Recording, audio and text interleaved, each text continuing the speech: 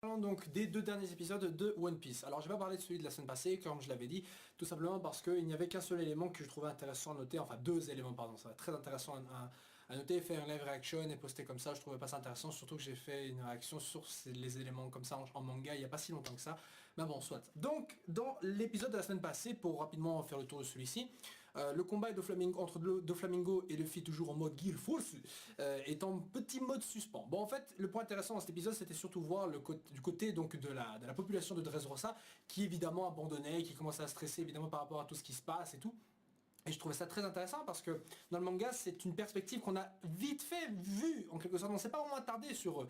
Mais dans l'animé en fait on leur donne quand même une place dans l'épisode et bien que ce soit évidemment une manière comme une autre de rallonger un peu le truc, c'est tout de même une perspective et un point de vue que je trouvais très intéressant. Quand on voit évidemment la plupart de la population abandonner les autres concitoyens, les laisser là, voir par exemple les gars de l'hôpital qui sont abandonnés, voir la grand-mère qui dit casse-toi, etc. Enfin, bref, voir le désespoir dans leur regard, dans leur attitude et leurs gestes.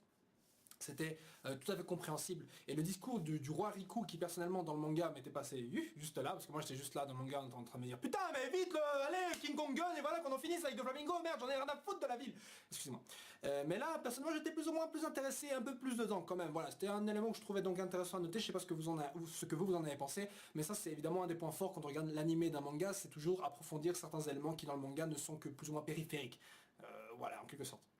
Bon, et à côté de ça, on avait donc le deuxième élément intéressant, c'est cette évolution donc des pouvoirs du fruit du démon, donc qui maintenant ont une étape supérieure qui est donc la forme éveil. Alors en soi, cette forme éveil n'est pas si nouvelle que ça, en fait, elle n'a jamais été vraiment établie officiellement comme maintenant, mais Crocodile par exemple déjà avait ses pouvoirs de forme de fruit éveillé, son fruit Logia par exemple, est un Logia du sable.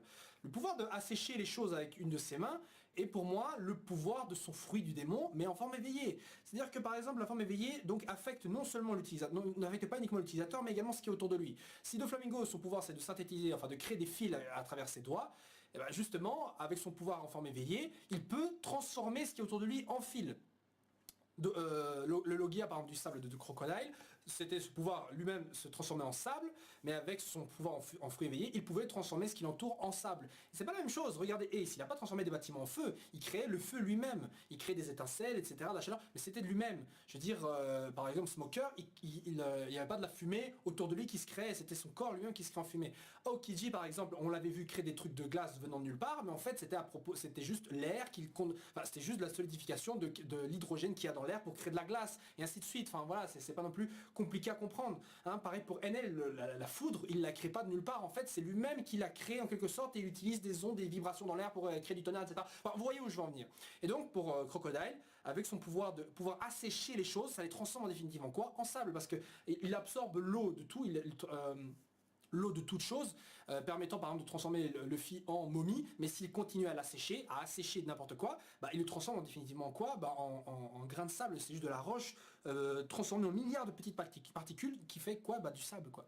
Voilà, vous comprenez ce que je veux dire par là, donc c'est plus ou moins ça la forme éveillée du fruit de Crocodile. Au niveau des Logia. Au niveau des Zoan, on a déjà vu ça aussi. Chopper, quand il est en forme Monster, en Monster Pointo, enfin à l'époque où il était en forme monstre après avoir pris 3 Rumble Balls, bah, ça le transforme en monstre. Et ça c'est une forme éveillée de son fruit, de la même manière que les gardiens d'Impel Down qui ont fusionné en fait, qui étaient des Zoan éveillés techniquement, bah voilà on retrouve la même appellation ici et c'est la même chose pour eux, ce sont des Zoan ce sont des utilisateurs de fruits des démons qui ont en quelque sorte fusionné totalement avec le pouvoir de leurs fruits. C'est plus ou moins ça, c'est en gros des formes supérieures, plus monstrueuses, mais qui sont évidemment plus puissantes. Et Chopper arrive à donc atteindre cette forme éveillée plus rapidement avec 3 Rumble Balls. Là où justement Doflamingo, lui, est un super utilisateur de son fruit qu'il a bien maîtrisé, comme Crocodile lui-même, etc. Bref, en même temps Crocodile est un vétéran du Nouveau Monde, donc c'est bien qu'on l'a rencontré assez tôt dans l'histoire. Il n'empêche qu'il avait dans son passé déjà il avait des années d'expérience dans le domaine, quoi. Il a déjà été dans le Nouveau Monde, quoi, voilà. Bref, et donc cet éveil du fruit du démon ouvre de nouvelles possibilités de la part d'Oda, c'est une très bonne chose puisque ça permet de faire en sorte que beaucoup de personnages qui étaient derrière dans le passé puissent revenir en avant. Je veux dire, imaginez le fruit du démon en forme éveillée de Baggy, putain. C'était le fruit de la fragmentation qui permet de fragmenter son corps, mais putain de merde, je l'avais déjà dit la première fois que j'ai vu la scène en manga, Mais bordel, s'il est en mode éveillé, il peut faire ça à des gens ou à des choses. Il peut fragmenter des choses et des gens, putain. C'est le même pouvoir que Gildart dans Fairy Tail. Et son pouvoir a été supra-abusé car il arrive à fragmenter carrément un trou noir à un moment donné. Bon, c'est un exemple, mais ça peut aller très loin, quoi. Voilà, alors je ferai, comme je l'avais dit, une vidéo, enfin je l'avais dit quand je faisais des reviews du scan manga, mais je le dis maintenant aussi encore, que je ferai une vidéo où on va plus ou moins passer en revue certains fruits, on va voir jusqu'où ça peut aller en forme éveillée. Ça va être assez rapide, assez sommaire et assez générique, mais on fera en sorte de voir un peu ça ensemble, parce que c'est assez intéressant de faire une discussion là-dessus. Donc si vous voyez des gens qui font plein de vidéos sur ce que je viens de dire, c'est du plagiat, hein. Non, je déconne, excusez-moi. Ça n'a rien à voir, c'est pas du tout du plagiat. Je suis pas comme The Fine Bros là qui dépose des brevets sur les React, hein, ces gros connards. Si vous suivez pas l'actu YouTube, et ben sachez qu'il y a une chaîne YouTube, c'est que The Fine Bros, ceux qui font les genres Kids React, les vidéos où genre voyez des enfants et des vieux réagir à d'autres trucs, et ben putain de merde, ils ont déposé des brevets pour qu'en gros on doive payer lorsqu'on fait des vidéos réactions sur certaines choses. Je trouve ça débile. Excusez-moi, c'est un petit aparté, mais franchement ça me scandalise, un truc de malade. Soit, donc pour en revenir à cet épisode de One Piece de cette semaine-ci, et ben justement donc Doflamingo continue l'assaut avec ses attaques Off-Whiteo et Whiteo, je sais pas quoi, donc où il transforme les bâtiments autour de lui en fil alors que déjà putain il y a que des ruines vu que la Birdcage continue de se resserrer. Luffy donc cette fois-ci nous montre à quel point la maîtrise de Haki pour lui en forme Gear Force est vraiment démente pardon. Et d'ailleurs concernant donc cette faculté qu'il avait de rendre le Haki élastique, j'avais dit que c'était une sorte de couche qui se superposait sur son corps caoutchouteux qui lui permettait en gros de remettre à zéro donc l'avantage du Haki sur lui. Mais le truc c'est qu'au final c'est vrai, et vous avez été nombreux à le dire, mais je pense que c'est effectivement un début de fruit éveillé pour Luffy qui arrive non seulement à transformer son corps en caoutchouc, mais aussi ce qu'il y a autour de lui en caoutchouc, comme quoi par exemple le Haki qu'il a sur lui. Et ce qui rend donc justement son corps de nouveau insensible aux attaques physiques comme avant. Donc on revient au même. Voilà, mais c'est un début, il n'arrive pas à transformer le sol en caoutchouc. Mais s'il y arrivait, là je pense qu'on a un début d'indice pour la forme Gear 5. Hein, je pense que la forme de fruit éveillé de Luffy est ce qui va nous permettre d'atteindre le Gear 5. Voilà, c'est obligé, ça peut être que ça. Parce que dans un boîtier de tête d'une caisse, parfois tu as un 5e ou une 6e. Mais si on reste logique, il n'y aura maximum que 5 niveaux. Et le niveau 5 forcément exploitera la puissance donc du Gear 5. Voilà, c'est tout ce que je voulais dire pour ça. Et donc Luffy nous fait une attaque magnifique, le Léo Bazooka. Voilà, donc une référence à Dragon Ball, certains verront cela comme ça, hein, vu que les gestes c'est le Kamehameha, mais voilà. Mais bon, c'est pas un geste qui est inhérent au Kamehameha en soi, mais certains verront un clin d'œil, je dirais, ok, voyons ça comme un clin d'œil. Bref, il le fait, évidemment, puisque de toute façon tous les mangaka de cette génération sont tous fans de Dragon Ball, donc peu importe comment vous le voyez, d'office ça passera pour tout le monde comme un clin d'œil. Donc il le fait et Doflamingo se fait éjecter super loin, de la même manière qu'un Broly qui pète la gueule à un Vegeta dans le film où il apparaît. Donc du coup Doflamingo reste évanoui, pourtant la Birdcage ne disparaît pas, c'est-à-dire que Doflamingo est encore en vie. Et donc Luffy se dépêche d'aller le finir, là où il avait perdu beaucoup de temps d'ailleurs dans les épisodes qui a de la semaine passée, dans l'épisode de la semaine passée, celui-ci en faisant un peu n'importe quoi.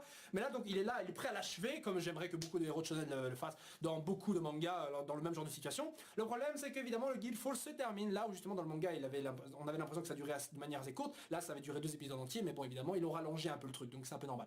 Bref, Luffy tombe à terre et là il se retrouve nez à nez avec des citoyens donc de Dressrosa qui évidemment tels des connards disent t'approches pas de lui, c'est un pirate, on sait pas ce qu'il peut faire. Évidemment espèce d'enculé, le mec se bat pour ta vie, il veut sauver la ville, mais toi t'es encore là en train d'hésiter. Hein, bon, évidemment on peut pas leur en vouloir évidemment, mais bon quand on voit qu'il y a quelques épisodes précédents tu vois des pirates qui aident carrément des gens de Dressrosa, putain de merde, il faut pas être un génie pour comprendre que là Luffy n'est pas un ennemi.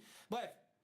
Donc Doflamingo se réveille, et là c'est la cata parce qu'il est super énervé, et donc veut péter toujours péter la gueule de tout le monde. D'ailleurs on a pu voir, mais putain son fruit est quand même assez intéressant quand on voit qu'il arrive à refermer quand même ses plaies et à réattacher certains organes qui ont été un peu écrabouillés par les attaques de Luffy. De la même manière qu'Enel avait utilisé le pouvoir de son fruit comme défibrillateur pour se ramener, pour se réanimer en quelque sorte. Ça c'est vraiment pousser l'utilisation des fruits du démon à leur paroxysme, et ça je trouve ça très cool.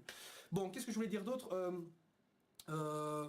oui, donc Luffy tombe à terre et du coup justement il va devoir donc trouver un moyen de résister, enfin de tenir bon jusqu'à ce que il puisse de nouveau combattre, puisque justement c'est un peu la merde vu que Doflamingo approche et que tout le monde justement est soit en train de lutter contre la Birdcage, soit en train de s'enfuir. Donc gros moment de solitude pour Luffy qui du coup va devoir trouver un moyen pour survivre. Voilà, l'épisode se termine là-dessus sur ce petit cliffhanger. Personnellement l'affrontement je l'ai trouvé assez intéressant, même au niveau de l'animation, on redescend pas vraiment d'un niveau tout à fait en dessous, même si évidemment ce n'est plus tellement Naoto Shishida qui se charge de ça, mais c'est pas tellement grave. Naoto Shishida je pense qu'il engage vraiment pour les moments clés, des moments percutants. J'imagine que le climax, enfin la fin du combat entre Doflamingo et Luffy, ce sera de nouveau lui qui va animer peut-être la scène de l'attaque finale, vous savez de laquelle je parle. Donc voilà, le Gear 5 donc, aura pour conséquence visiblement de ne pas permettre la réutilisation du Haki pendant le moment, puisque Law avait déjà dit comme quoi Luffy utilisait trop son Haki, donc clairement celui-ci ne sera plus capable de l'utiliser de nouveau. Et donc à la fin de l'épisode on avait, c'est vrai que j'avais oublié ça, excusez-moi, on avait donc Jesus Barges qui était donc à côté, qui était en train d'épier le combat sagement et attendait la bonne occasion pour aller voler le fruit du démon de Luffy. Hein, donc ce vol du fruit du démon, je trouvais ça toujours intéressant de voir. Hein. On n'a pas vu comment Barbe Noire avait volé le fruit du démon, enfin les pouvoirs du fruit du démon Barbe Blanche, même si on sait que quand un utilisateur de fruit du démon meurt, son pouvoir, enfin le démon se réincarne dans un autre fruit pas très loin, et ainsi de suite. Du coup le pouvoir ne se perd pas. Est-ce que pour Barbe Blanche, Barbe Noire va amener une pomme, il avait attendu à côté, genre ah c'est fait, hein, je mâche et fin d'histoire? Je pense pas. En fait, il y a encore cette histoire de dague. La même dague qui a été utilisée pour tuer Thatch, le gars sur l'ancien capitaine de la 4ème flotte de Barbe Blanche, que justement Barbe Noire avait tué pour voler le fruit. Même si certains disent qu'en fait Barbe Noire avait déjà un fruit qui lui permettait d'assimiler un autre fruit, donc il voulait voler le fruit de Thatch pour l'avoir à lui-même, et qu'il veut encore en voler 2 autres, et ça rejoint la théorie du Cerbère, etc. Enfin, voilà, ce sont encore une fois des détails et des allégations un peu aléatoires, donc on va pas trop s'attarder. Mais en tout cas, il y a cette dague qui revient à chaque fois comme pour voler les fruits du démon. Est-ce que c'est, je sais pas, une dague fait en granit marin ou quelque chose comme ça? Aucune idée, mais voilà. Donc du coup, Jesus Burgess va à l'assaut, et pendant ce temps, justement, tu avais Koala qui était en train de le surveiller et qui appelle justement Sabo. Et on voit clairement dans le preview que c'est donc Sabo qui va intervenir pour protéger Luffy pendant que Burgess justement tente de lui voler son fruit. Alors en même temps, il veut voler le fruit de Luffy, mais aussi il veut Doflamingo. Mais bon, Doflamingo il s'est levé. Donc du coup, il en profite pour essayer d'attaquer Luffy. Voilà. Donc, que dire si ce n'est que donc évidemment les personnages les personnages à part, donc Zoro, etc., Kinemon, blabla, se réunissent donc pour stopper la Birdcage. Donc du coup c'est un véritable compte à rebours hein, qui s'est enclenché. Donc Luffy, il ne reste plus que Luffy pour vaincre Doflamingo puisque tous les exécutifs ont été mis à terre. Voilà, je sais pas ce que vous en avez pensé, vous, de cet épisode-ci. Est-ce que qu'est-ce que vous pensez de cette perspective sur les fruits du démon éveillés? Dites-moi tout ce que vous pensez, dites-moi si vous avez vu un indice peut-être qui nous a échappé, allez savoir. Sur ce, je vous laisse les gens, on se retrouve peut-être pour l'épisode de la semaine prochaine ou dans 2 semaines, ça dépend comment je vais faire ça parce que j'ai pas envie non plus de faire tous les épisodes, tous les épisodes vu que j'ai fait quand même celui des scans il n'y a pas si longtemps que ça. Bref, voilà, sur ce les gens, ciao ciao et voilà, la semaine prochaine peut-être.